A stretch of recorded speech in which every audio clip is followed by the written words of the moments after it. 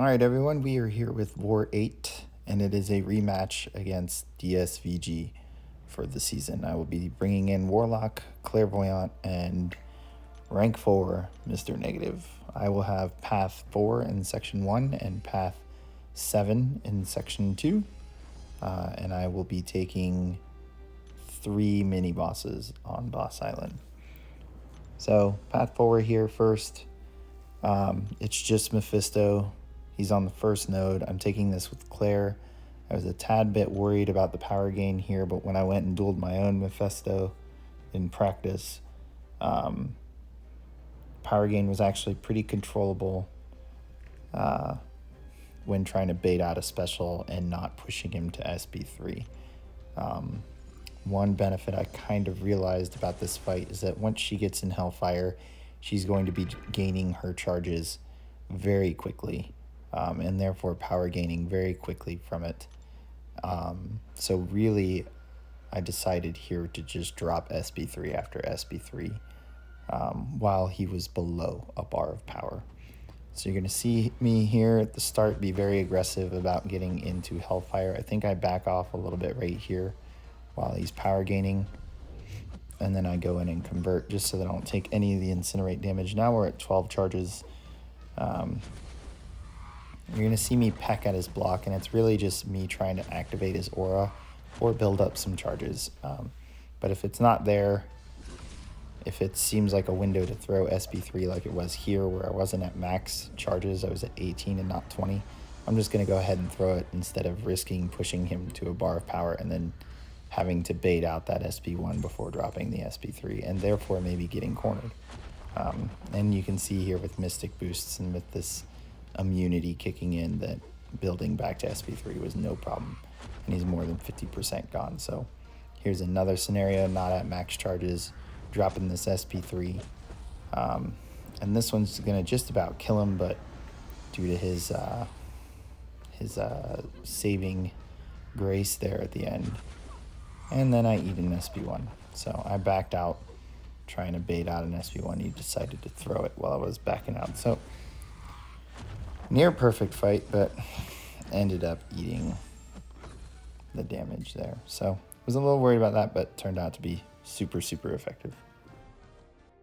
All right, so that concluded Section 1. Section 2 and Mini Boss Island I'm going to take all at once. So that's why I'm reboosting here. Didn't really know timing-wise what was going to work out, so I just decided to go full commit with the 6-hour boosts. Taking this Havok here on Encroaching Stun. Do not have Suicides on for this Warlock, or with Warlock. I am going to PS1 here, and then the game plan is to build to SB2, get prepared to throw it when the Encroaching Stun timer is going to hit, and then hopefully cycle SB2s until Havok's down before the next Encroaching Stun timer. You are going to see me hold block. It's just so that his non-contact hits cause him to power drain and therefore degen. So this is just a little strat I'm using just to kind of waste time on the Encroaching Stun timer. That way I don't get caught with Havok throwing a special when I need to. So there the power back boosts work. Now we're going to go ahead and throw this next SB2. And that pushed us to SB3, and we're going to end it here with a big SB3. So boosted correctly, wasn't a worry at all. Only had to manage one Encroaching Stun timer. So yay Warlock. Moving on, the first fight with my rank 4 Mr. Negative. I took Manthing on this node last war, so I had a perfect situation to compare the speed and the damage of this fight. So I know the rank 4 is only a 15% boost in attack. However, there are many, many, many avenues for Mr. Negative to do damage, and I completely blanked. For some reason, I decided parry heavy this node. I forgot it was Rise to Power, and you saw it kick in right there. So I'm going to end up baiting an SB3 or 2 there and then converting these 9. So we saved it. We're good. But because he has so many different ways of dealing damage in his fights that are just so lopsided for him, it actually speeds up the fight a decent amount. So a small health pool here, you're going to see that the degen's not going to finish ticking when he goes down. And if you go and watch my other Manthing fight, this fight ended 10 seconds faster.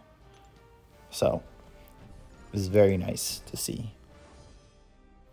I think out of all my fights this war, this one was the one I was most worried about, just because aspect of evolution can be a pain. So I went and slapped on suicides here with Warlock, and since we got a good look at how the power back boosts worked with Havok, I had a decent idea of how this was going to work here. Now AoE can reduce crit, or can increase Paco's crit resistance, so eventually the more power he gains, the lesser I'm going to get back from power back boosts from not critting as much. But luckily we found out this Apocalypse has willpower, so the fear of eating an SP3 here is pretty much gone. So I did decide to go with PS1 here, just so that we could get to SP2 quickly. And my game plan was to mostly bait out SP1s, only take 2 hits of the beam, not 1. I'm not comfortable with dodging the first beam, blocking the second, and dodging the third, so just 2. Basically rinse and repeating, baiting his SP1 and using my SP2. So fight's going decently well. Obviously we're winning the health race. That's not really what I'm worried about. Getting a tad bit more aggressive here, allowing power drain from Havok's ability to kick in due to the willpower. And I normally run Resonate, so Resonate's still on, so that's just another debuff to kind of help that power drain and degen, and down he goes. So wasn't much of a worry, or didn't need to worry much. So we took suicides off for this next fight. Again, another Mojo. I think the last time I took Mojo here, it was a rank 4. Pretty sure it was.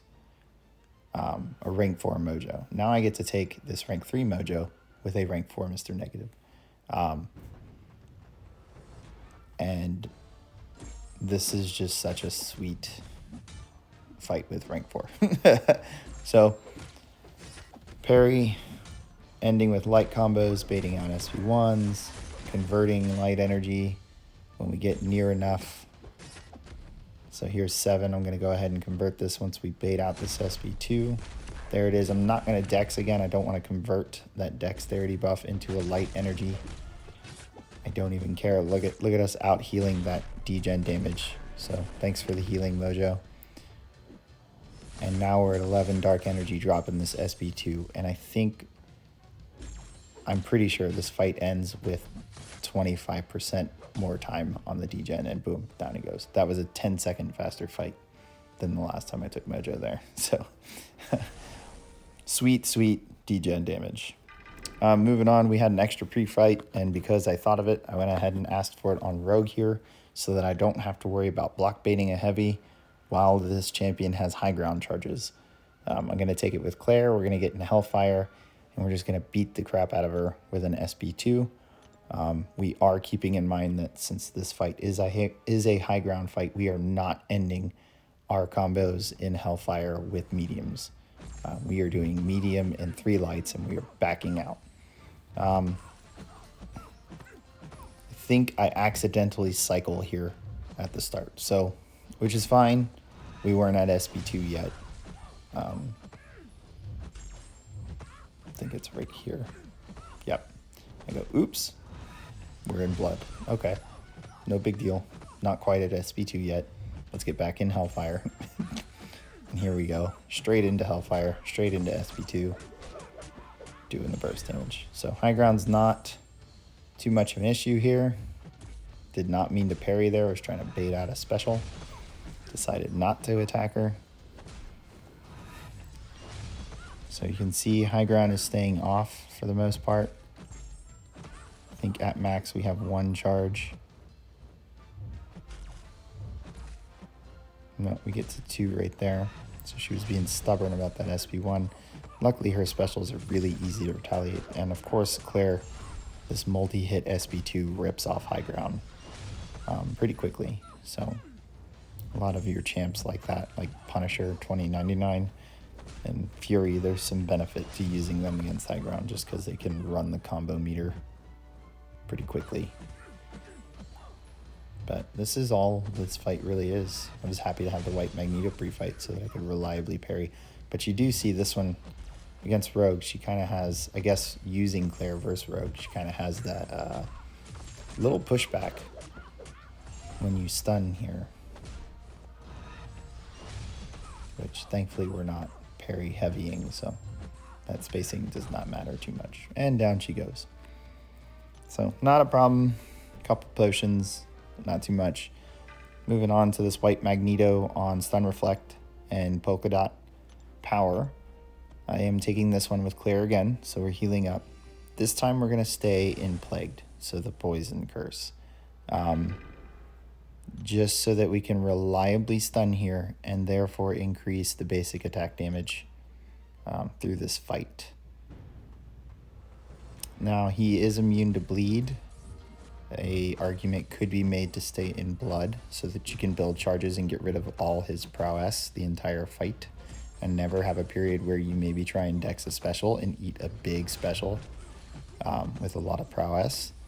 But since we're going to be placing quite a bit or quite a few buff immunities, I think the argument that increasing the damage from the poison, I did not mean to throw that SP1, increasing the damage from the poison and the stun would probably outweigh staying in blood. So you're probably noticing game plan was to pay attention to, of course, the stun timer, the stun reflect timer.